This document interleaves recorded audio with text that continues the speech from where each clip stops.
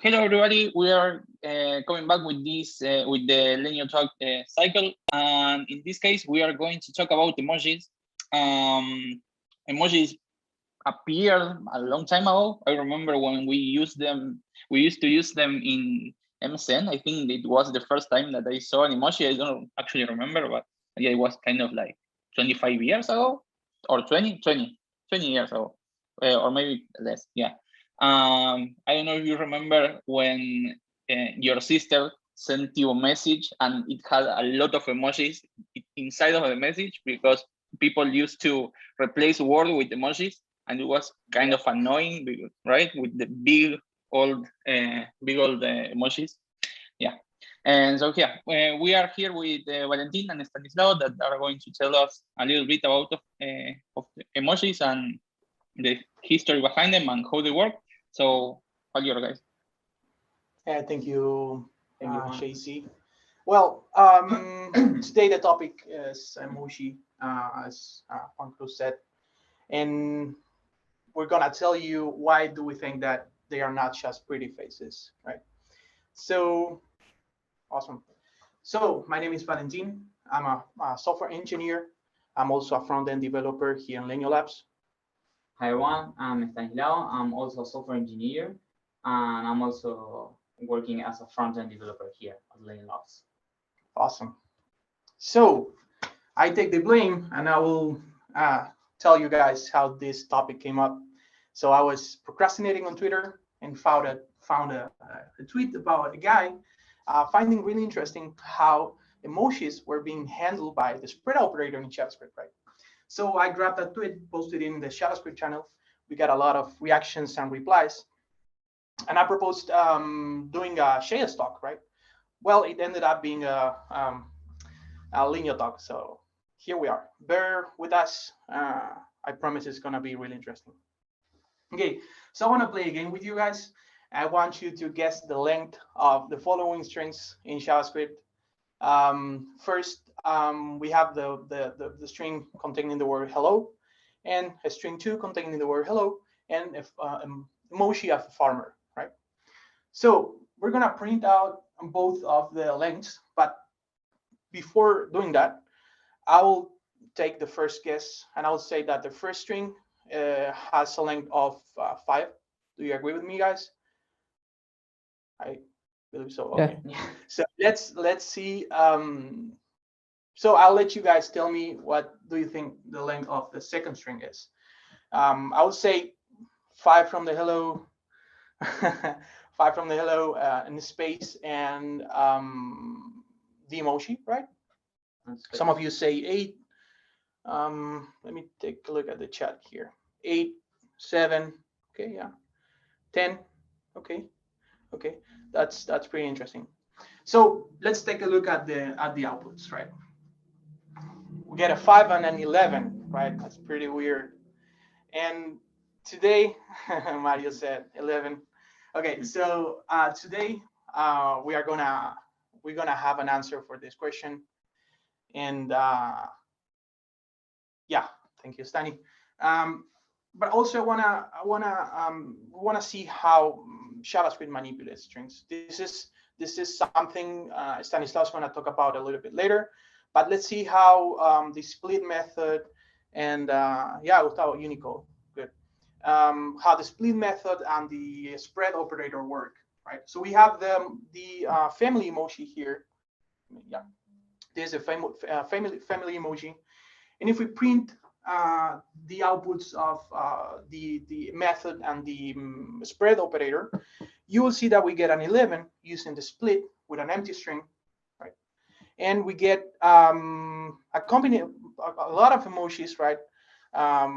When printing the output of the usage of the spread operator, right? So I find it really interesting because sorry. Yeah.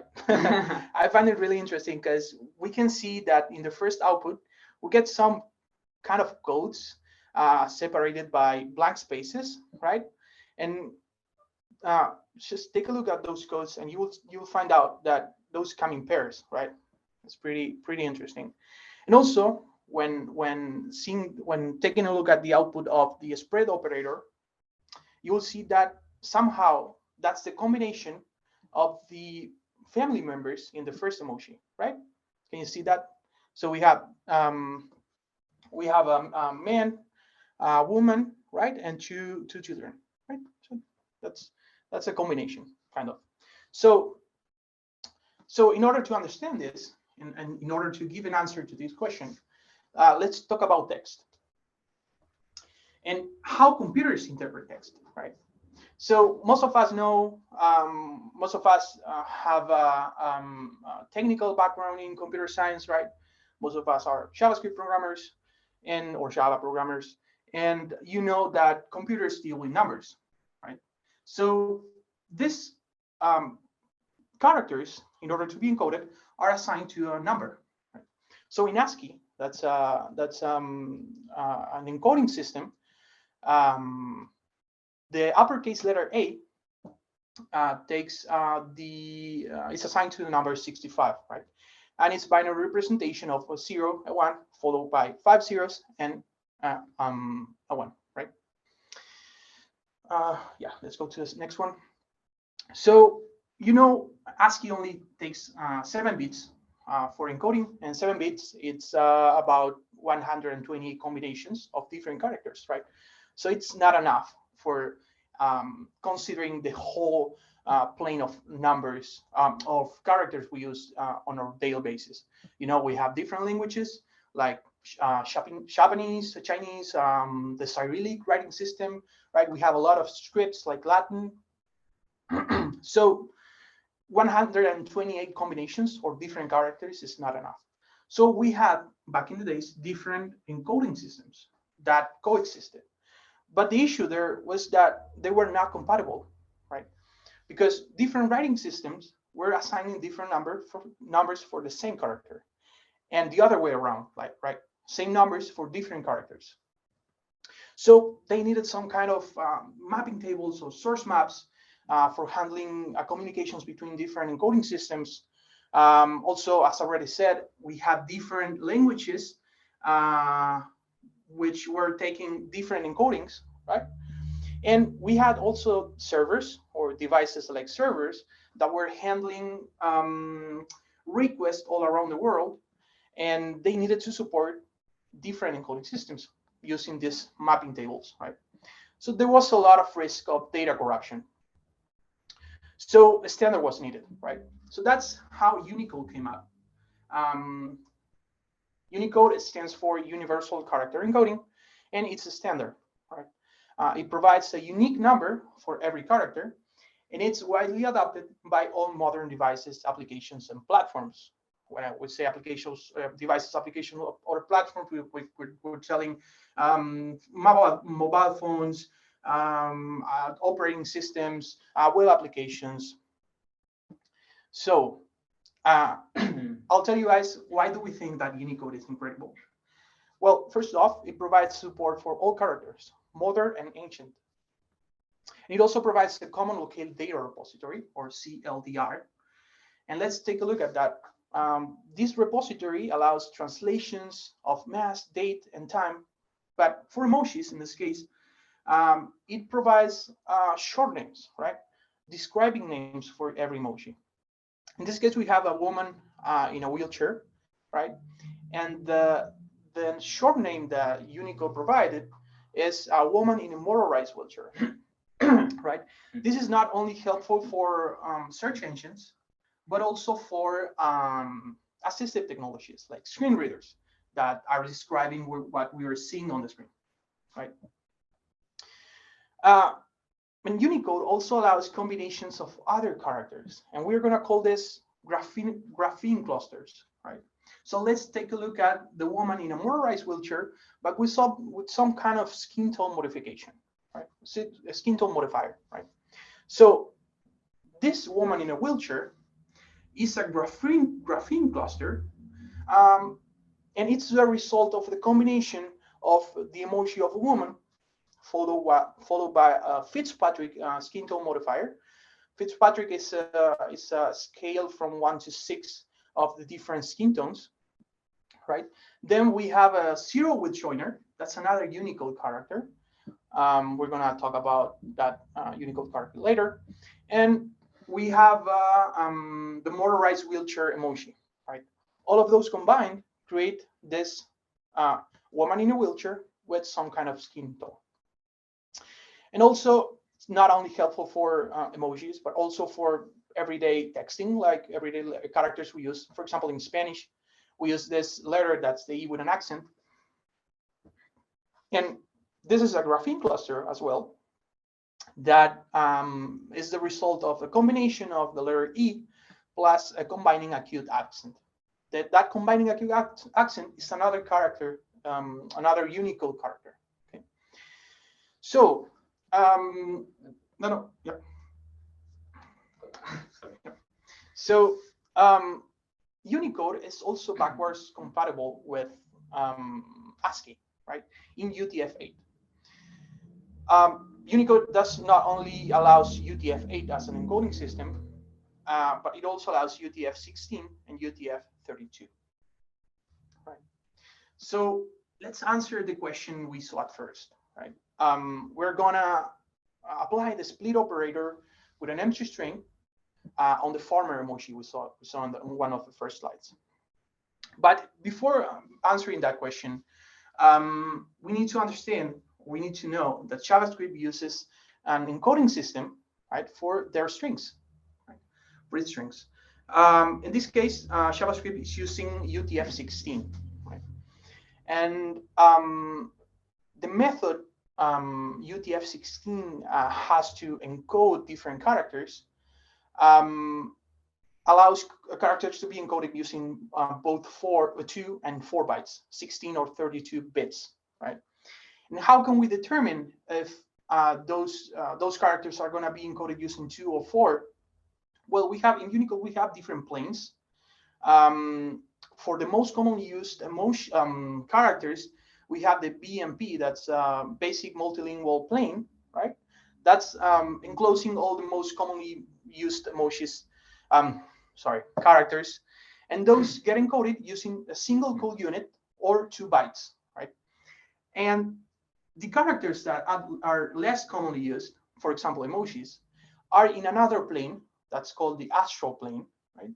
And those get encoded using 4 bytes or 2 code units, right? As we can see here on the first half of the array, right? That emoji of a man gets encoding using 2 code units or 4 bytes, 32 bits. And those code units we are seeing are called surrogate pairs, right?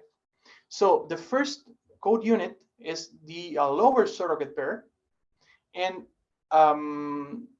the code unit on the right is the higher surrogate. Okay, so that kind of answers our question, right? We already see that some emojis, I don't remember if we saw that, but some emojis are the result of the combination of other emojis, right? As the woman in a wheelchair, that's a grapheme cluster, but some others are just they just exist by themselves, right? So in this case, the farmer emoji is a grapheme cluster, and is the result of a combination of an emoji of a man plus a zero with joiner and a sheaf of rice, right? So that's zero with joiner. It's a way that Unicode has to tell developers that that the characters combining are going to create a single character, right? So it's a combination. Is somehow it's telling you that we are going to create a new character based on a combination of others, right? And a zero with joiner it's also a valid Unicode character, right? But it gets encoded using just one code unit, right? It's in the BMP. We can go to the next. Yeah. So I know what we already seen. It's kind of messed up. It's kind of difficult to understand. But we're gonna have a question section. So bear with us. And now I want to tell you a brief history of the emojis, how they were created, and who was the one that created them. This guy on the right is Shigetaka Kurita. He is considered the father of the emojis. And in 1999, he was working for this company called Docomo. Right. He realized that a lot of people were sending text alongside with some kind of image, and he proposed adding 12 by 12 pixels images to the text. There's some kind of images embedded in text, right? So he basically grabbed a number that wasn't being used, right, of the encoding, and assigned it to an image, right? In the year 2000, there was a proposal from the company he was working for to add the emoji to the Unicode standard. But since they were really popular in Japan and was nothing to do with the rest of the world, and there was no support from the company on adding this emojis to the standard, no action was taken. Right? In the year 2000, nobody cared about the emojis. But as communications and texting across the world was surging, folks in Japan started sending emails or text messages to folks in Argentina, United States, or even Russia, with emojis that couldn't be rendered because the mobile phone provider wasn't supporting this kind of characters, right? They were like some kind of private use only for Japanese people, for Japanese folks. So Google started working on adding this set of emojis that were widely used in Japan to the private codes or the codes that were not assigned to any other character in the Unicode standard. But they faced a lot of issues. So yeah, and it's not also recommended by the Unicode. I mean, Unicode has some characters or some code points that are not assigned to any other character, but it's not recommended from the Unicode consortium. So Google started working alongside with Unicode in order to make a proposal of considering those emojis in August 2007, and the first version or the 5.2 version containing all the new emojis was released in 2009. Yeah, I'm going to mute myself, and Stanislaw is going to grab the mic. Okay, so. Oh, sorry. Okay, so now that you know emojis history and that Unicodes manage them, you may be wondering if you can propose new emojis, and if you can, how you can do that, right? Well, Unicode provides us a guideline with a specific process and a format to do so. We have to fill a form, and Unicode provides us a guideline where we can see how we can fill it. What we are going to do now is we are going through an example, and we are going to see how we can fill it following this example. First, we have to provide a title of the proposal. Then we have to provide the submitters of it and the date that we are submitting this proposal. For this example, we are taking the shaking face emoji. And first, we have to identify it. To do so, we have to provide a sample image and alternative images for it. We also have to provide the CLDR name. In this case, we are providing the shaking face. As Valentín mentioned today, the CLDR name is the name that Unicode uses to distinguish or to know what emoji we are talking about. Also, we have to provide some English shortcuts or keywords that people can use to find our emoji. And also, if it has, we have to provide the closest emoji that's similar to our new one. Then we have to provide images for it. We have to provide 2 images in 2 different sizes. We have to provide one in color and another one in black and white. the black and white one cannot use grayscale. That's important. We have just to use black and white. And we have to provide them in 2 different sizes, one for 72 by 72 and another one of 18 by 18. Then we have to provide the category where our emoji is going to be placed. In this case, the shaking face will be placed in the face neutral skeptical category with another emojis. And then we have to talk about the selection factors, both inclusion and exclusion. Here we are going to tell Unicode why we think that our proposal, our emoji, should be in the next version of Unicode version. First, we are going to go through the inclusion factors. Here we are going to talk about the compatibility. This means, for example, when our emoji is already being used in another social media application, social media network or platform or operating system, or anywhere you think that this emoji is already being used, it will help Unicode to say, okay, this emoji is being used and a lot of people is using it. Then we have the expected usage level, level, where we are going to say Unicode why we think that it's gonna be widely used. Here we have to provide some images of other media where the people are using it. You can provide magazines, mangas, anime, movies, wherever you already saw this emoji, you can attach images of it. You can also provide some examples of how people will use this new emoji.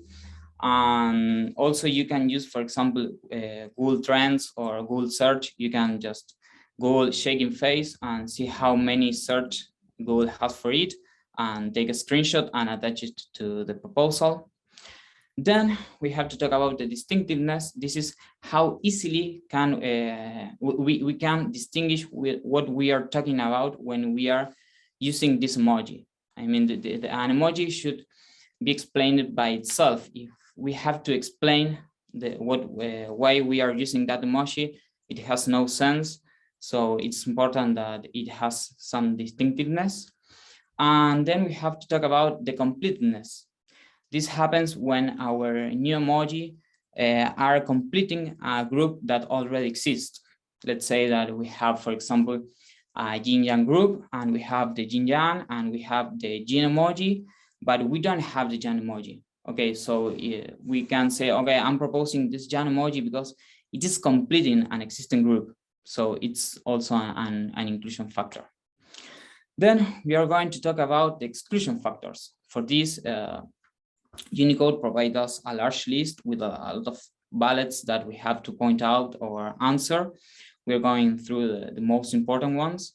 The first one is if it's already representable, if we can represent this emoji using another ones. Also, if our emoji has some logo or brand or other third-party IP, this will help Unicode to know that if they add this emoji, they may will have problems with copyright with another company or whatever. Also, we have to point out if it has text. The idea is that an emoji doesn't include text because it should be explained by itself.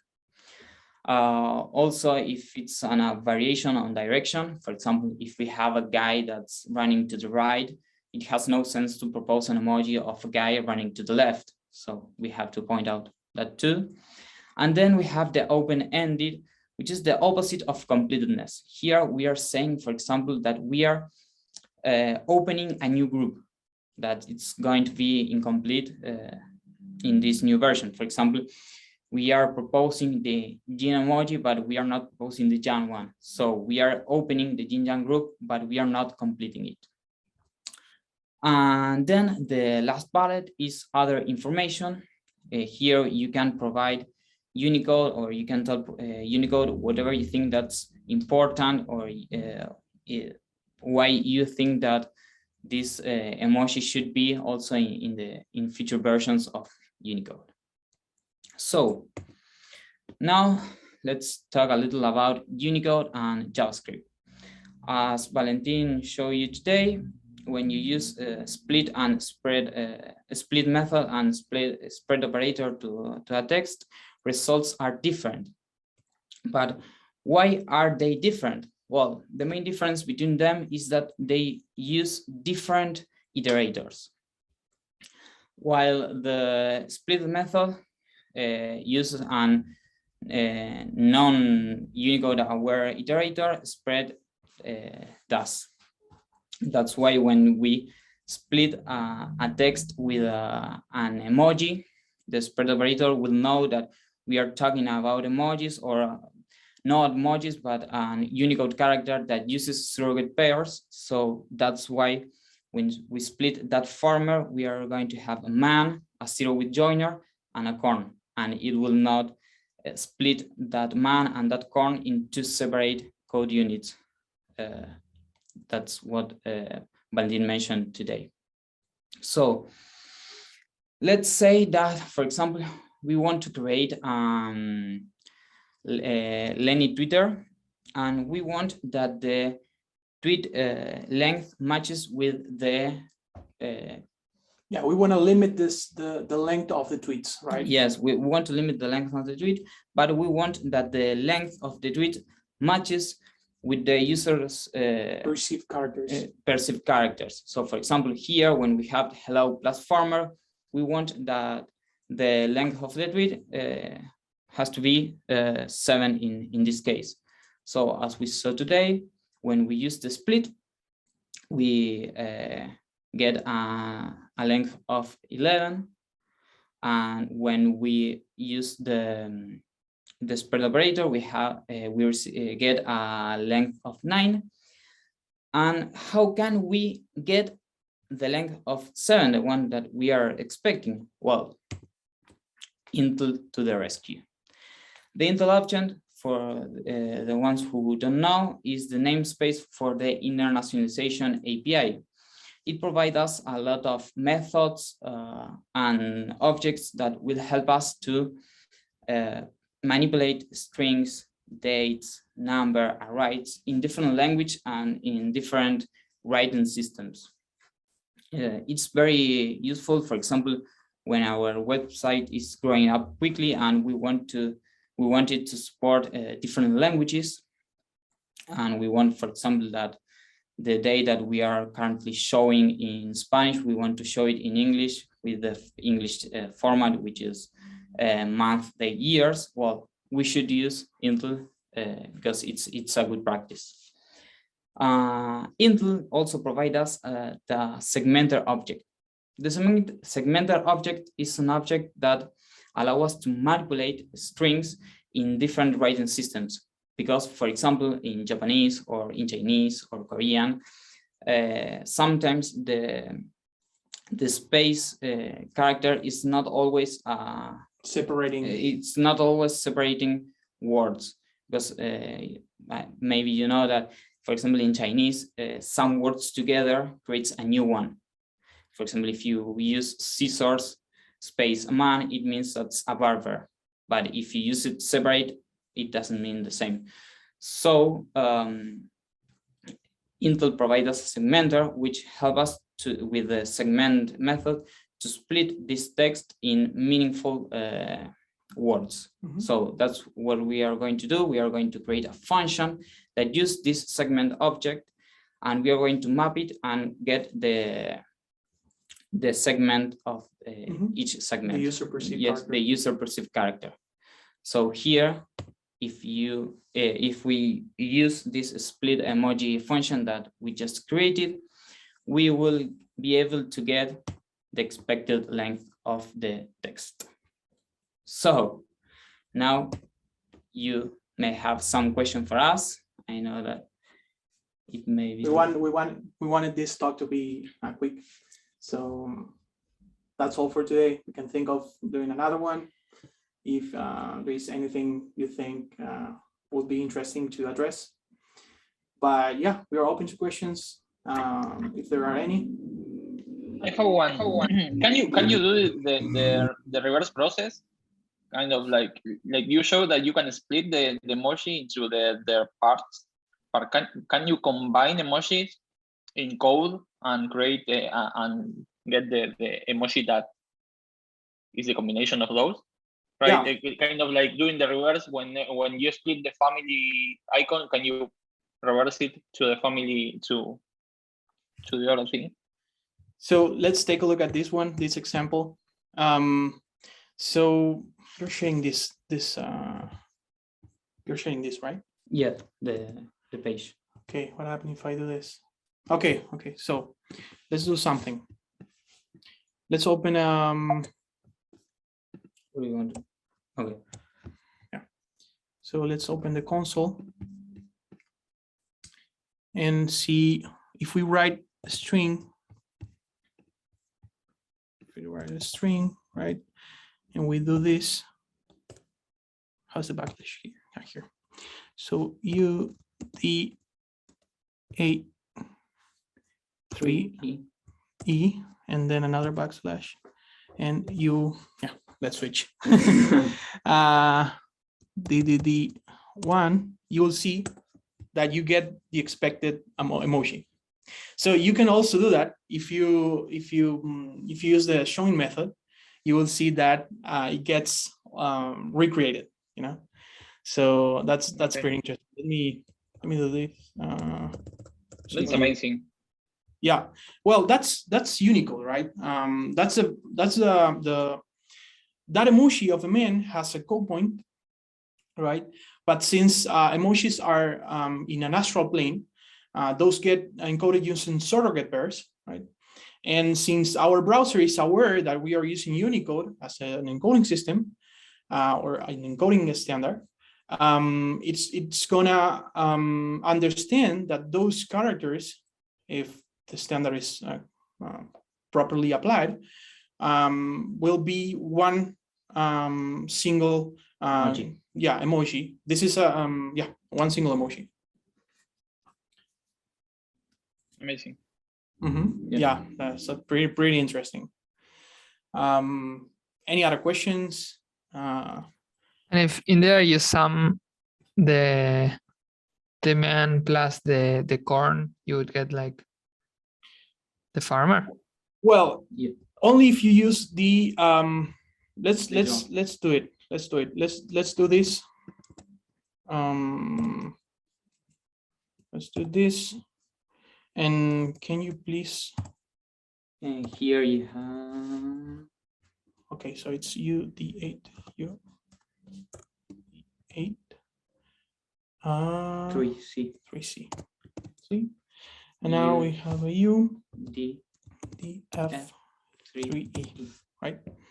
So if we print this, you'll see that both are not getting combined, and that's why we need the 0 with joiner in between, right? So this 0 with joiner is U200D, right? And if we print this out, oh, sorry. Yeah. You get the farmer emoji, right? So the farmer emoji, it's basically a bunch of code units all together, right? So that's the reverse path in order to build the same emoji we broke down previously. Perfect. Yeah.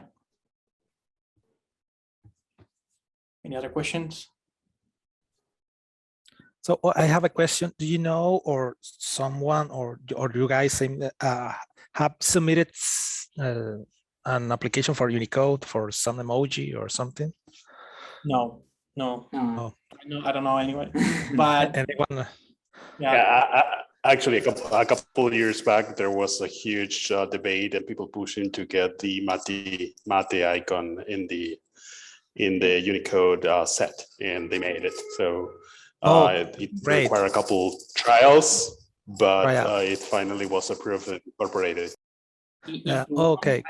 I can share you a page that has all the Unicode proposals, so you can take a look at them and see if, which proposals are now. And if you want, you can take a look at them to guide yourself to create a new one.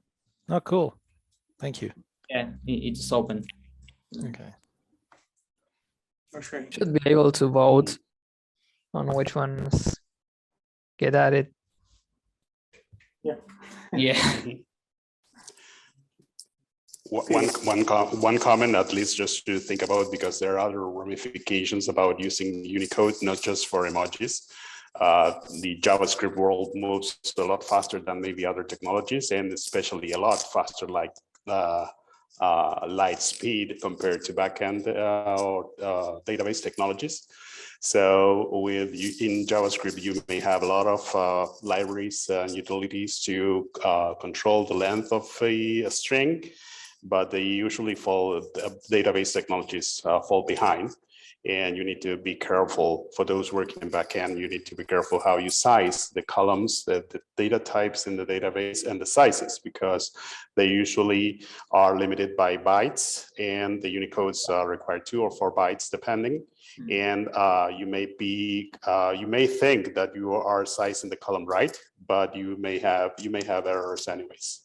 So in those cases, if you really want to support Unicode, you need to work closely with the backend database, the backend developers, and especially those created the databases to support it.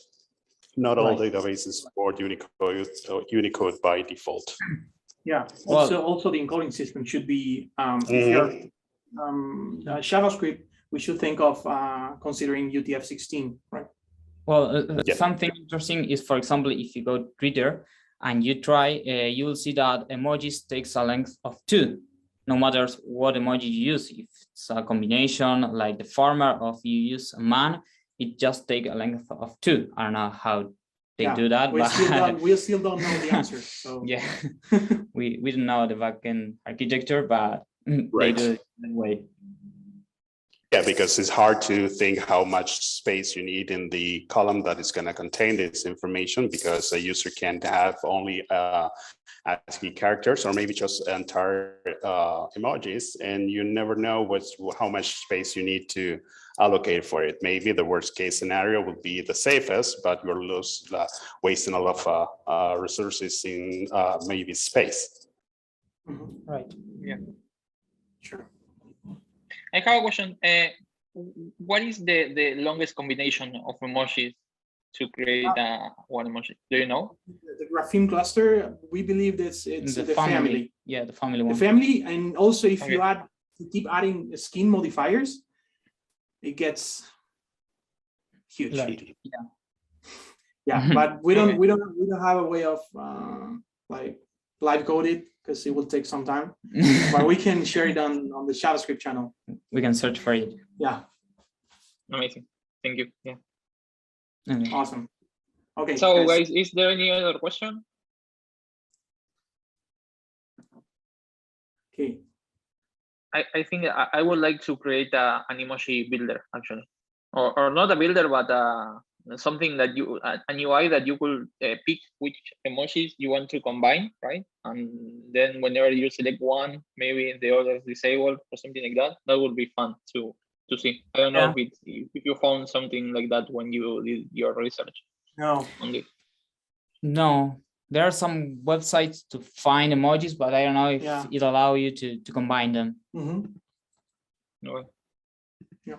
So that's pretty interesting. That would be pretty interesting. Awesome, guys. If there are no other questions, we can wrap it up. Thank you for joining us today. I hope you found that interesting. And if you have any questions, just reach out to us on Slack. And yeah, awesome. Thank you, guys.